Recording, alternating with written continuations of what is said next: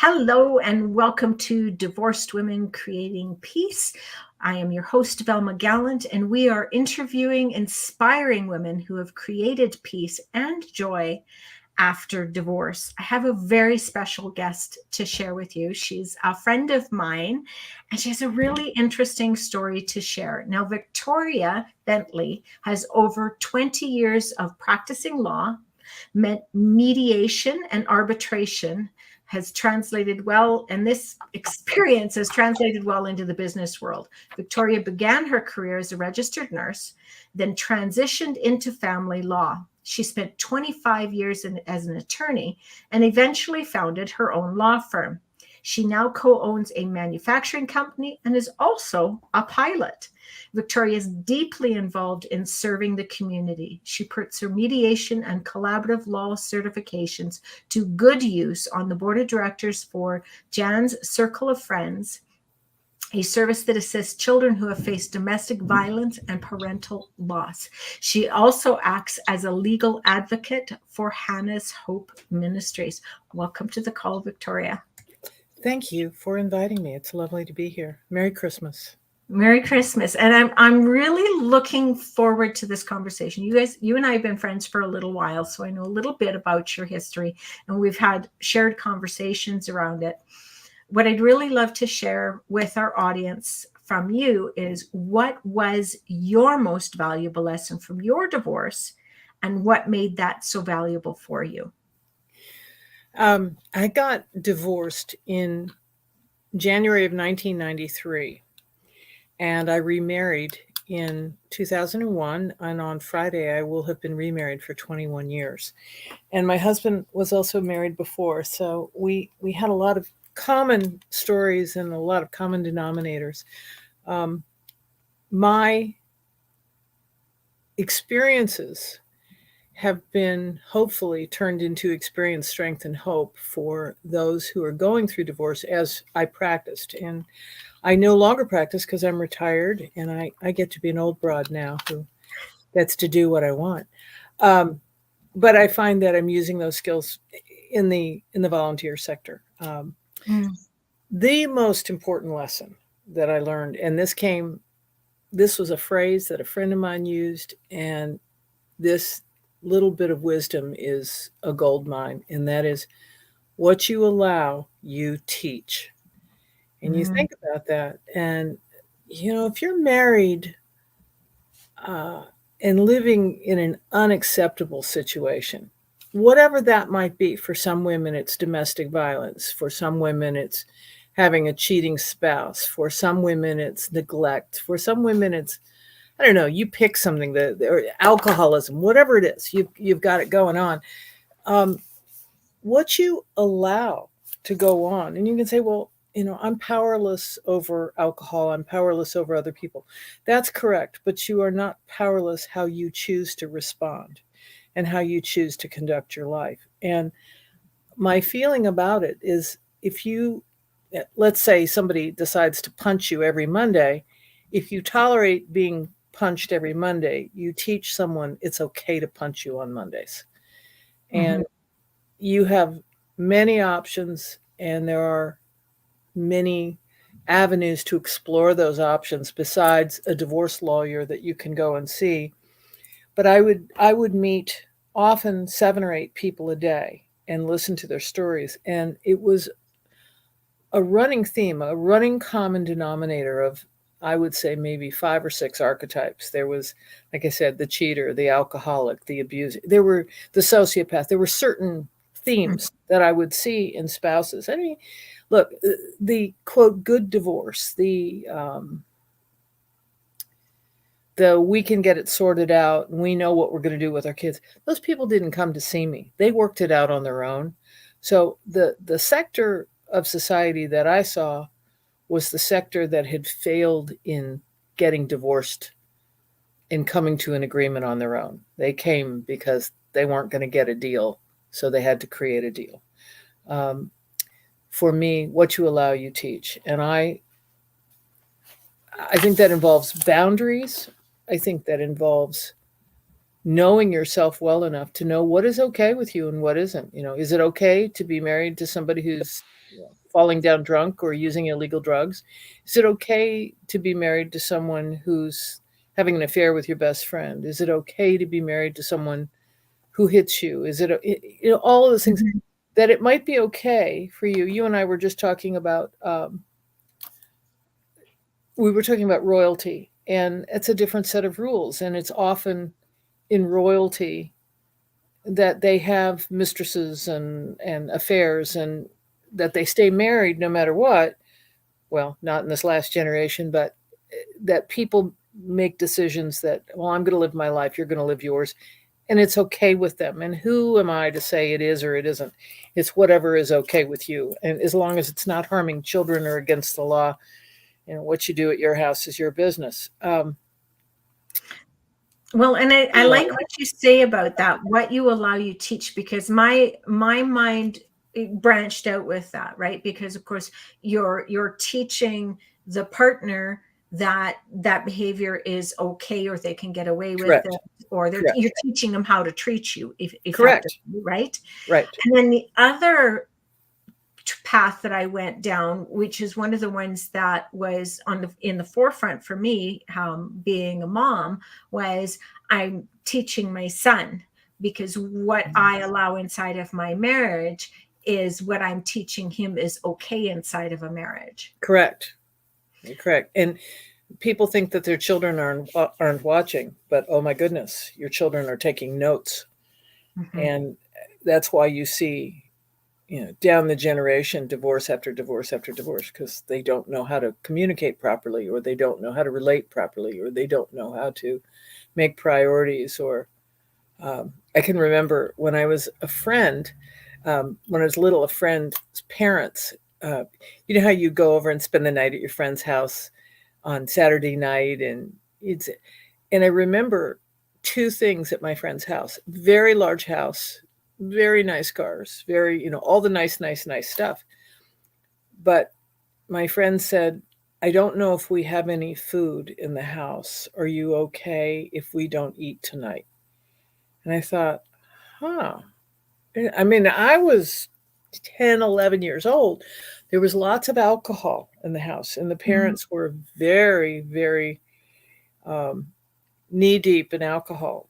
But the cupboards were bare, and the children were not paid attention to. And the parents just had their thing going, and the kids just happened to live there. And my friend went on to marry an alcoholic, and she ended up dying of alcoholism herself. And I thought, she learned that behavior watching mom and dad. And she was diabetic, so she didn't have the wiggle room to abuse her body the same way her parents had. And that's one example. And I stepping over people who are passed out in the living room. Oh, no, he's fine. He's just passed out. It's okay. Just step over and head over that way. Kids watch all this stuff. So it becomes normal. Yes. You normalize marginal behavior. You normalize destructive behavior for children. And it's interesting because, I mean, you mentioned that, we're not powerless in how we choose to respond. And I think that it's a really important thing to pay attention to, because there is that philosophy, and it's been passed down generation to generation. We're staying together for the kids, right? And I did that for quite some time. And then I reached that point where staying together for my child is not the healthy thing to do, because I did not want him to believe that that's the way women are treated, that kind of behavior is okay inside of a marriage. And all of those kinds of things. I mean, and he's struggling now because he's having to navigate some of those things, and it's like, I know this is not okay. And what does okay look like? That's a very good point. And I would say for some people, staying together for the sake of the children might be the best option, because she might not have an education or a job. She might not be able to put food on the table. And are the children better off living in a box? Are the children better off, moving from pillar to post because mom's just going from job to job? I don't know. And unless I knew the specifics and I knew the person and they were sitting in my office asking me what I thought, maybe then I'd have a better sense of it. But I think that those are very soul-searching things. But I think that parents must remember that everything they do is a model for their children. And would they want their children to live like they do? Well, and I think that's a really important distinction. I mean, I was blessed that I had sufficient income to make the choice to leave. I had sufficient resources to be able to make the choice to leave. I had sufficient support network to make the choice to leave, right? So, and women today tend to have their own gig, which is on my list. I told you I had a list of things. But I grew up in an era when women didn't work. And as a girl, I knew one woman, other than the people who worked in our house. I knew one woman with a job, and she was a judge. And she was obviously very unusual at the time, but I didn't know anybody who worked. There wasn't a mother out there who had a job. I didn't even know what that was. Well, and I know in my family, so my parents divorced when I was separated when I was about 15 years old. And my mother did not work. That was a rule that my dad put in place because he didn't want mom to work. He wanted her to stay at home with us.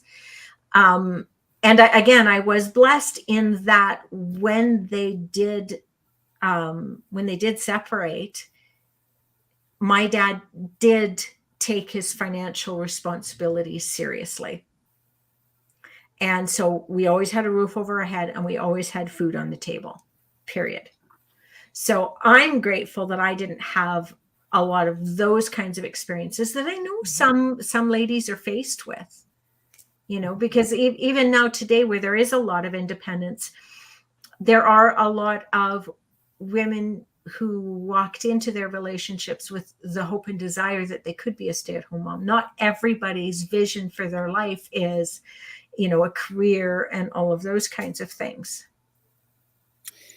Well, yeah, and not everybody's vision for their life is that they're going to get divorced either. But I think that a responsible thing is to make sure that whatever you do when you graduate from high school or community college is that you have some skill that can put food on the table. And I was already married when I went back to college and got another degree, and I got it in nursing because I knew I wanted to get the hell out of Dodge. I don't know. Do Canadians know what that means? Or is that really yes. And I knew that my liberal arts degree wasn't going to feed me.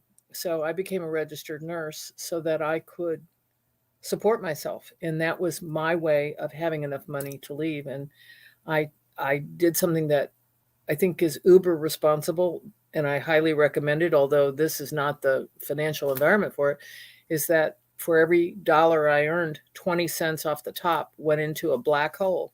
And it was one of those like 403Bs, 401k. I don't know what you have in Canada. One of those tax deferred savings that I lived on the 80 cents and acted as if my whole salary was the 80, not the 100. And so when I left, I had enough saved to put a down payment on a house, and that it didn't leave me out in the cold. I had a place to go. I had a home to get. And it took me a little bit. I mean, it wasn't right away. It was about a year later, and I had been in a condo in the interim, and that's another story. But so it sounds like you had a bit of an exit plan before you exited. I did, and other than that financial piece, that was the only exit plan I had. Other than having money put aside, I never dreamed that I would live like I did. I never dreamed that I would end up the way I had ended up. And I never dreamed that the leaving would be as it was, which was not terribly graceful. We'll leave it at that.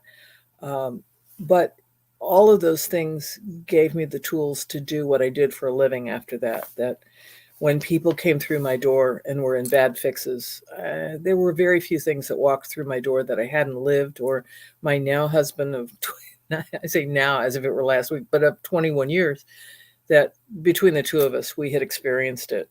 And so I had often an answer or maybe a softer heart to not be as judgmental as perhaps I was once upon a time, because I knew how you got into bad situations. And it's kind of one step at a time. It's not like, gee, everything was rosy and here I am. Let's go back to the pilot thing for a minute. And this was something my father taught me when I was very young, that two things: airplane accidents are not just boom, you run into another guy. It's a series of events that have gotten away from you. You weren't watching your instruments, or you weren't listening to the radio, or you weren't looking out the window, or you were at the wrong altitude, or instead of, and with an airplane, you do not have the luxury of pulling over and thinking about it. Like, hey, let's just pull over into this parking lot and regroup. But another thing that he taught me, and I've applied this to divorce law my whole life. The first time, it was a time that I flew with my father, and he said to me, before he put the key in, he said, "Okay, what are you going to do if your engine quits?" He said, "You're halfway down the runway, you're rolling at 85, 90. What are you going to do when you pass the point of no return, where you're already committed? What are you going to do if your engine quits?" And I remember saying, I don't have a clue. But those are the things you have to think about before you ever put the key in. You have to have a plan of where are you going to go? What is the first thing you're going to do? For example, you're going to open your door so that if the airplane hits the ground and crimps, that you're not stuck and the door won't open and the airplane's on fire. And that's a real exacting example. But if you think about it in your life, if you just leave a window open, what's that window? You might have your own bank account. What's another version of a window? You might have a support system. You might have a therapist. You might have a church group. You might have a group of trusted advisors, or you might have a financial plan, or you might have a situation where you're going to college and studying something new, like I did, something that's going to pay you as opposed to just educate you. And if you think about those things before you put the key in, before you get into a jam, nobody makes a good decision in a panic. If you're flying down the runway and your engine quits, my first thought is, how do I stop screaming? As opposed to, I always flew with this guy, and he was so funny, and he was just the coolest guy. Yeah, wing fell off. Yeah, I see that. Yeah, oh, okay, all right, we'll land it. And I can remember times of wind shear and screaming my head off as I spiraled into the ground, thinking I'm going to die.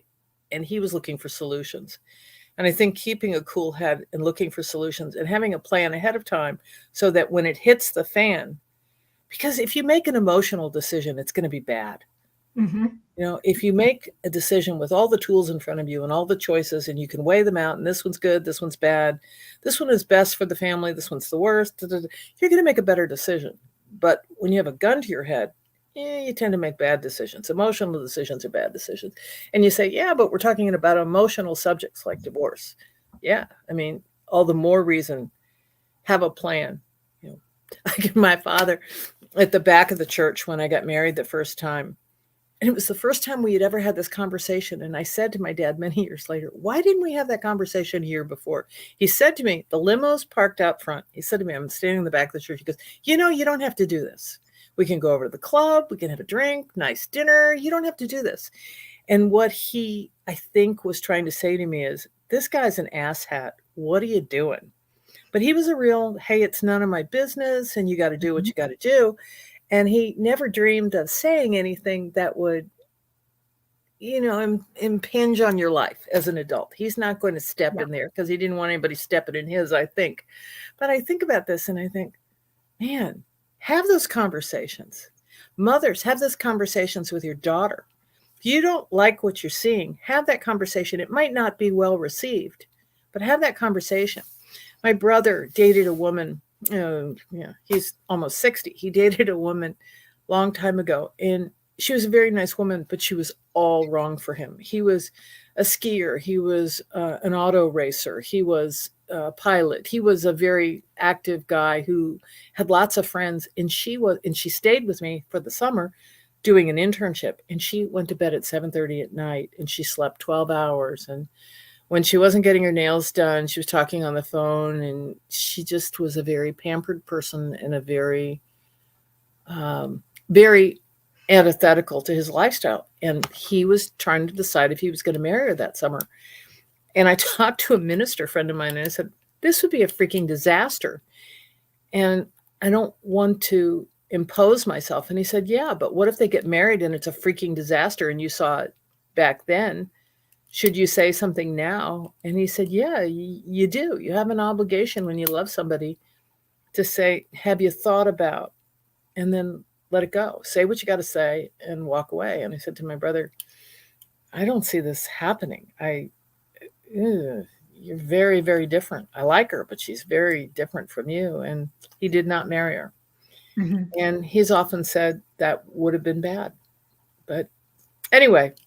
Well, I think you brought up some really important points, because and a lot of these decisions that we might make as we're making a choice to leave a divorce are actually the same decisions we would make in any other critical situation. So, Mm-hmm. Mm-hmm. so for example, I mean, I've chosen to go into counseling or therapy for other experiences, right? So I already knew that was something that I could do. Mm-hmm. Right. If life goes off the rails, I can go to counseling. If life goes off the rails, I can. Right. And so I call them pre-programmed decisions. And yeah, they are exactly that. They make it so that I have a planned response when life goes off the rails. And it doesn't necessarily mean in a divorce. I mean, that can be. Could be all kinds of things. But you want to make those decisions while you're thinking clearly. Yeah. And, something else that I saw in my practice a lot was a lot of drama and a lot of chaos. Mm-hmm. And stuff happens. I mean, oh my gosh, my husband's having an affair with my best friend. That's a whole lot of chaos, and that hits you pretty hard. But manufactured drama and manufactured chaos, it has no place in an adult's life. If you're into that, that's a bad thing. You need to get some help for that, because whipping everybody into a frenzy to carry the weight with you is not appropriate, and your children are going to pay the highest price. And in all the divorce law I saw, there was a period of time where many parents, the drama and chaos parents, came to a place where they hated you more than they loved their children. And that's when a great deal of damage was done. So I think it's something that people have to think about, is make a conscious decision to not get into the drama and chaos. And another thing, when you were asking me and I was going down my mental list of divorces, something that I saw a great deal of was women saying, they're my children. Well, yeah, but they're his children too. Yeah, but they're my children. And people say, well, I always put my children first. And I said, that's not how it's supposed to be. You're supposed to put each other first and then tend to the children. And people in this generation have really lost sight of that. And I've seen many people remarry. Well, I told him that my children come first. And I think, well, did you tell him who your divorce lawyer is going to be? Because that's just not how you're supposed to live, especially when your children are 30 years old or 25 years old, when they should be fully formed human beings and off doing their thing. Why are they living in your basement and involved as the third party in the new marriage is just a recipe for disaster. And Yeah. one other thing I want to sneak in is that so many people feel that they can change their spouse. Well, when we get married, it'll be different. Really? What'll be different? Well, he'll grow up. He'll stop drinking too much. He'll stop carousing with the boys, whatever. Look, he's a fully formed human being, and you are not going to change him. And, he has a higher power and you're not it. So enough of that. And ask yourself, how much are you willing to change? I mean, I know for myself, when we were talking, well, but that's it, right? If you're so bent on that person changing, I'm going to bet you money that person is bent on not changing. Yeah. And in reality, it's not going to happen. He's not going to become an extrovert, or he's not going to become. Yeah, I think people do change, and I think they change because they want to, because something bad has happened. Look at all the recovering alcoholics or recovering drug addicts or whatever. People do that. It's very hard work. It's a very slow rate of success, and they can't do it for you. They got to do it for themselves, and they're not going to do it. They're going to do it with the help of a higher power that you are not. And yes, you can be supportive and make a great deal of difference in their life, but that's their thing. And you got to have your thing. You got to mind your own business. Be supportive, but mind your own business. And I think there's a whole lot of minding somebody else's business, and that's what's going on in so many of these divorces. I would agree. I know that. So for myself, my decisions were that I needed to take care of myself, because if I don't take care of myself, my son will put other people before himself. Amen. I needed. Like, what kind of example are you setting? What you allow you to teach? I had to lead by example. The other part of it was that, and so my son understood why we were getting divorced, unfortunately. At the same time, it was, you are not responsible for the relationship between your dad and I. You are only responsible for your relationship with each of us. That is where your responsibility lies. And the other part was, you got the best from both of us. That was, I think that's wonderful.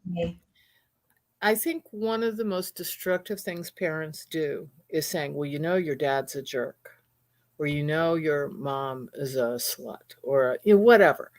And all of that stuff could be true. But man, oh man, that 18-year-old doesn't need to hear it. And I have stepsons who I heard say, oh, you know how men are. And these were young men. And I thought, wow, that's not good for their development, for who they need to become to be the best selves they can be. But they grew up hearing that all men are bad. And that's just not good. I've reminded my son that there's nothing in the rule book that says the quality male role model must be your dad. Because again, these are some of the things that some of these kids will struggle with.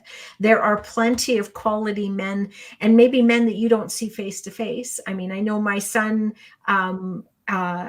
really admires some specific sport coaches. I'm like, that's a quality role model in your life. This young man in your life, there's nothing in the rule book that says that a quality male role model must be an old man. This young man in your life is a quality male role model. These are the quality things from your dad. These are the quality things from these people. And so I've been trying to, again, support him to look for what is working in his life and where he can pull those influences in from, because like you said earlier, we're not powerless in how we choose to respond. So I'm supporting him to choose where he pulls in that support from.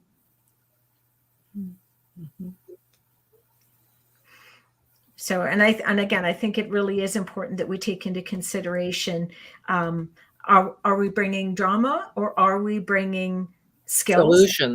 Solutions. Exactly. Because we all know what's wrong. I mean, if you're in a bad marriage, man, you know it. You don't need anybody to tell you. You know it.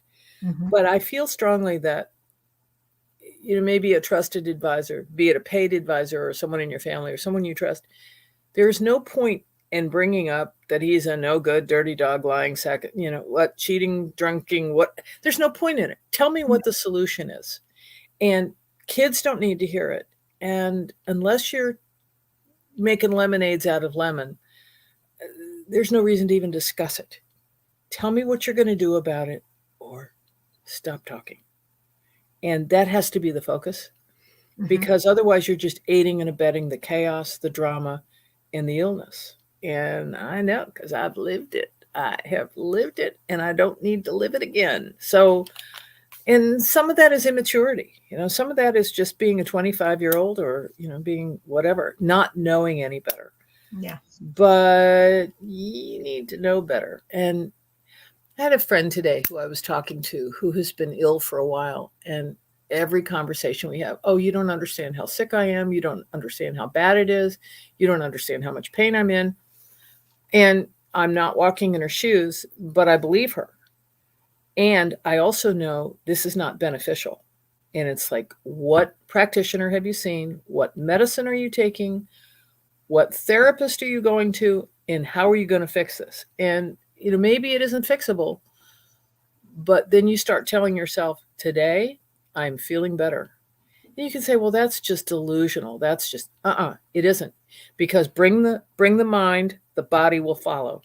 And it's the same in divorce. Yes, this is not a good situation, but today I looked into getting my nursing degree. Today I started a savings account. Today I found a therapist. Today I am going to live my life as this is the beginning of the next phase. Whatever it is, bring the mind, the body will follow. And I think that's a really important thing for a lot of people. It is. It is. And again, if you do have a family, you're leading by example, because Amen. you're the solutions. And those kids are counting on you. They're counting on you. They don't have the ability to change their situation. They're hostages of adults who are either making good decisions or bad. So make sure you're making a good one. Exactly. Exactly. Yeah. Okay. So we have actually reached the end of our time. Do you have so fast? I know, but our conversations do that all the time. I know. So do you have one last thing from that checklist that you had prepared that you'd love to share with our listeners? You have a higher power. And when all else fails, count on the higher power. And that's not maybe to everybody's liking, but that higher power loves you and wants good things for you. And even if you feel like the person you're married to doesn't love you, or your mother's mad at you, or whatever, you have a higher power. And I think never forget that. Never forget that you were made for a purpose, and you were loved for an eternal purpose, and universally loved and chosen and special. And don't let someone else's bad behavior or illness make you think less of yourself. Beautiful. Thank you. Thank you, Victoria, for sharing your personal experience, being vulnerable, sharing the wisdom that you gained from that personal experience and from working with other people going through this experience. You brought a lot of amazing information to the table, and I'm super grateful. I have one more thing. I went to the Wawa today to get my Coke, which is something I do a lot. And I said to my friend, who's the checkout girl, I'm doing this radio show tonight on divorce. What is one thing you learned from divorce? And she said, shoot him. Okay. I'll take that with me tonight. I did. I do remember joking to a girlfriend, you can't live with him and you can't shoot him. So, which, that it is true. You can't, but awesome. Thanks so much for coming and sharing your time with me, Victoria. I truly appreciate it. Glad to be here. Thank you very much. And for those of you who are listening, thank you for coming again. Be sure to join our community on Facebook, Divorced Women Creating Peace. You should be able to find us very easily. You'll see across the ticker below that we have a waiting list for our next virtual retreat coming up in January. So please register to get that information. Like, comment, share, subscribe. We want to hear from you and we want to stay connected. You have an absolutely brilliant day. Happy New Year.